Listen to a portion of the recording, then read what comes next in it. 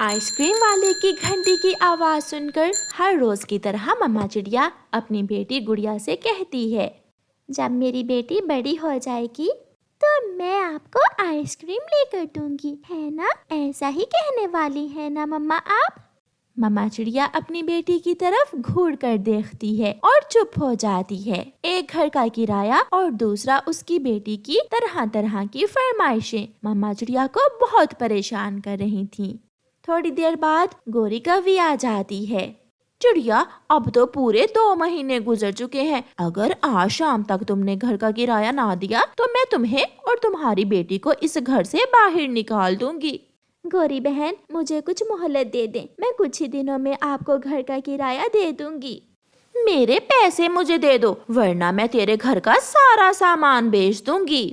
ایسا کہتے ہوئے گوری کوی وہاں سے چلی جاتی ہے۔ مما چڑیا اپنی بیٹی کو گھر پر چھوڑ کر دانا لینے نکل جاتی ہے۔ مما چڑیا اڑتی ہوئی دوسرے جنگل میں پہنچ جاتی ہے۔ گرمیوں کا موسم تھا، گرمی بہت تیز تھی۔ ایسے موسم میں بوڑھی فاختہ بیٹھی کھجور کے پتوں سے بنائے ہوئے ہاتھ پنکھے بیچ رہی تھی۔ ماں جی، ایک پنکھا کتنے کا ہے؟ چڑیا بیٹی، 10 روپے کا ہے، کیا تم لو گی؟ نہیں ماں جی، میرے پاس تو 1 روپے بھی نہیں ہے۔ آپ کا پتی کیا کرتا ہے بیٹی؟ وہ تو پچھلی بارش کے موسم میں ایک پیڑ سے ٹکرا کر مر گئے تھے۔ پھر تو تمہارے گھر کا گزارا بہت مشکل سے ہو رہا ہوگا۔ ہاں، میں کرائے کے گھر میں رہتی ہوں۔ میری ایک بیٹی بھی ہے جو طرح طرح کی چیزیں مانگتی ہے، مگر میرے پاس اسے دینے کے لیے کچھ بھی نہیں ہے۔ بیٹی چڑیا، میرا کھجور کا ایک پیڑ ہے جس کے پتوں سے میں یہ پنکھے بنا بنا کر بیچتی ہوں۔ اگر تم چاہو تو تم بھی یہ کام کر سکتی ہو، ایسے تمہیں منافع بھی ہوگا اور تمہیں کام بھی مل جائے گا۔ چڑیا کو بوڑھی فاختہ کی بات بہت پسند آتی ہے۔ مگر ماں جی، مجھے معلوم نہیں کہ پنکھے کیسے بنائے جاتے ہیں۔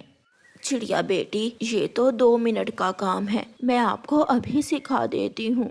ایسے کچھ پتوں کو کاٹ کر باریک کرتے ہیں اور پھر ایک اوپر دوسرا نیچے رکھ کر ان سے پنکھا تیار کرتے ہیں، بس اتنا سا ہی تو کام ہے۔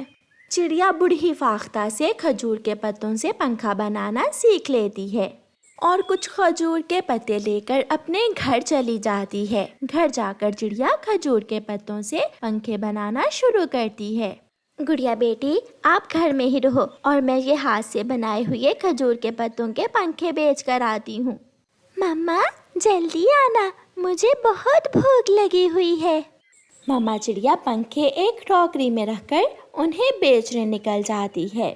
پنکھے لو، کھجور کے مضبوط پتوں کے پنکھے لو۔ طوطا چڑیا سے ایک کھجور کے پتوں سے بنا ہوا پنکھا لے لیتا ہے، پھر ایک پنکھا کبوتر بھی۔ ایسے کچھ ہی دیر میں چڑیا کے سارے پنکھے بک جاتے ہیں اور چڑیا اپنی بیٹی کے لیے کھانا لے کر گھر چلی جاتی ہے۔ گرم گرم پکوڑے، آج تو مما نے میری وش پوری کر دی۔ اب میں ایسے ہی ہر روز اپنی بیٹی کے لیے آپ کی پسند کی چیزیں لے کر آیا کروں گی۔ پھر اس دن کے بعد چڑیا ہر روز بوڑھی فاختہ سے کھجور کے پتے لاتی اور ان سے ہاتھ پنکھے بنا کر بیچنے لگی۔ ایسے چڑیا کو اچھا منافع ہونے لگا۔ کالو جلدی چلو، آج تو میں اس چھوٹی چڑیا کو گھر سے نکال ہی دوں گی۔ گوری کوی کالو کو ساتھ لے کر چڑیا کے پاس جاتی ہے۔ چڑیا، جلدی جلدی سے مجھے میرے گھر کا کرایہ دے دو۔ گوری بہن، اچھا ہی ہوا جو آپ یہاں آ گئی، میں ابھی آپ کے پاس آنے ہی والی تھی۔ یہ لیں، یہ رہا آپ کے گھر کا کرایہ، اور میں نے اپنے لیے کھجور کے پتوں سے نیا گھر بنا لیا ہے۔ آج کے بعد میں اپنے گھر میں رہا کروں گی، سامنے دوسرے پیڑ پر۔ گوری کوی چڑیا کا کھجور کے پتوں کا بنا ہوا گھر دیکھ کر حیران ہو جاتی ہے۔ کیا یہ تم نے بنایا ہے؟ یہ گھر تو بہت سندر ہے۔ یہ گھر گرمی کے موسم میں ٹھنڈا بھی ہے اور سرکشت بھی۔ پھر کوے چڑیا سے اپنے پیسے لے کر چلے جاتے ہیں اور چڑیا اپنی بیٹی کو لے کر اپنے نئے گھر میں چلی جاتی ہے۔ ऐसे मेहनत और लगन से चिड़िया को सफलता मिलती है और वो अपनी बेटी के साथ खुशियों भरा जीवन गुजारने लगती है। प्यारे दोस्तों, इस कहानी को लाइक, अपने दोस्तों के साथ शेयर और चैनल को सब्सक्राइब करना बिल्कुल मत भूलना। आपका धन्यवाद। छोटी सी नन्ही परी अपनी मम्मा के साथ कहीं जा रही थी कि रास्ते में वो माँ बेटी रुक जाती हैं और माँ परी अपनी बेटी से कहती है, बेटी आप यहाँ ही बैठे और मैं आपके लिए गुलाब के फूल का रस लेकर आती हूँ। आपको गुलाब के फूल का रस पसंद है ना? हाँ मम्मा, मुझे गुलाब के फूल का रस बहुत ज्यादा पसंद है। ऐसे मम्मा परी अपनी बेटी के लिए गुलाब के फूल का रस लेने चली जाती है। छोटी परी को नींद आ जाती है और वो थोड़ी दूर एक नारियल के पेड़ पर जाकर एक बड़े से नारियल में छुपकर सो जाती है। छोटी परी ये नहीं जानती थी कि जब तक कोई उसे जगाएगा नहीं वो सोई ही रहेगी, क्योंकि परियों की नींद तो ऐसी ही होती है। मम्मा परी जब गुलाब के फूल का रस लेकर आती है तो वहाँ उसकी बेटी परी ना थी, क्योंकि उसकी बेटी तो नारियल के अंदर सो रही थी। परी मम्मा अपनी बेटी को इधर उधर देखती है और थक हार कर शाम को रोती हुई परेशान वापस चली जाती है। नन्ही परी तो ऐसे सोई हुई थी जैसे वो उसी नारियल में हमेशा सोई ही रहेगी। उसी जंगल में एक कबूतर रहता था जो जंगल में पक्षियों को नारियल पानी बेचा करता था। नारियल पानी, गरम गरम मौसम में ठंडा ठंडा नारियल पानी। कबूतर का नारियल पानी सबको पसंद था। अरे कबूतर, 2 नारियल पानी दो, एक मेरे लिए और एक मेरी पत्नी के लिए। पैसे कौन देगा? तू तो कल भी मुझसे उधार कर गया था। आज मैं तुझे मुफ्त में नारियल पानी नहीं दूंगा। ये सुनकर कौवे की पत्नी को गुस्सा आ जाता है। कालू जी, उठाओ इस कबूतर का ठेला और फेंक दो नदी में। बड़ी बातें कर रहा है ये कबूतर का बच्चा, गंदी आंखों वाला। फिर कालू कौवा कबूतर का नारियल पानी का ठेला नदी की तरफ ले जाता है। रोको, कोई इस जालिम कौवे को रोको। मगर कालू कौवा कबूतर का नारियल पानी का ठेला नदी में गिरा देता है।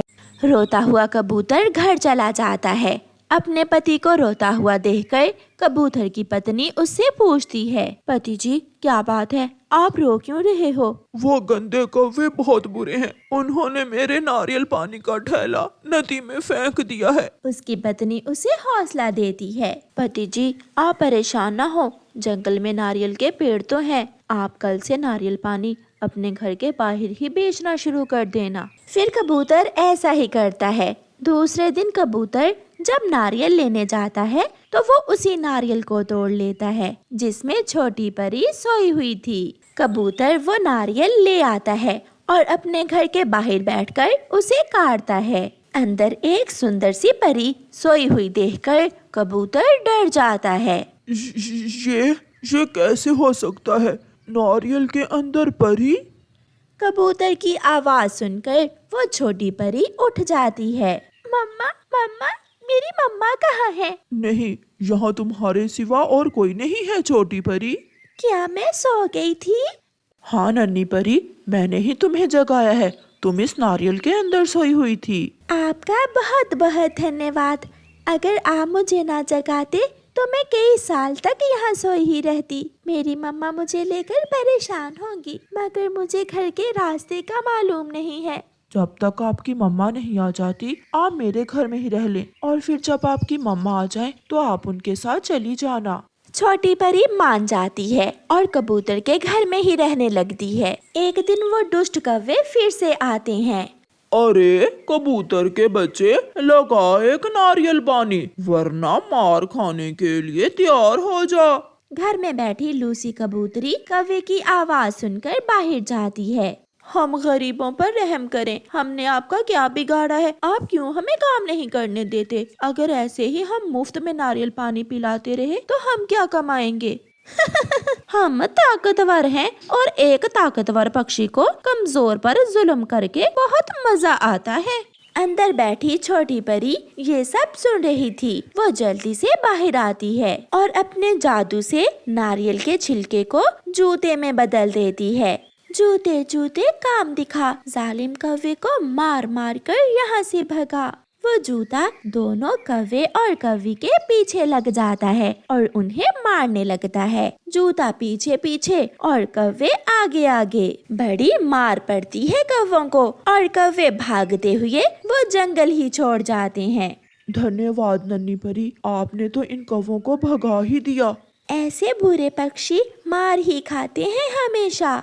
फिर कुछ दिनों बाद मम्मा परी अपनी बेटी को ढूंढते ढूंढते उस दिशा में आ जाती है और अपनी बेटी को साथ लेकर खुशी खुशी अपने देश वापस चली जाती है। कबूतर और कबूतरी सुकून से अपना काम करने लगते हैं। अब उन्हें दुष्ट कौवों का कोई डर न था। प्यारे दोस्तों, इस कहानी को लाइक, अपने दोस्तों के साथ शेयर और चैनल को सब्सक्राइब करना बिल्कुल मत भूलना। आपका धन्यवाद।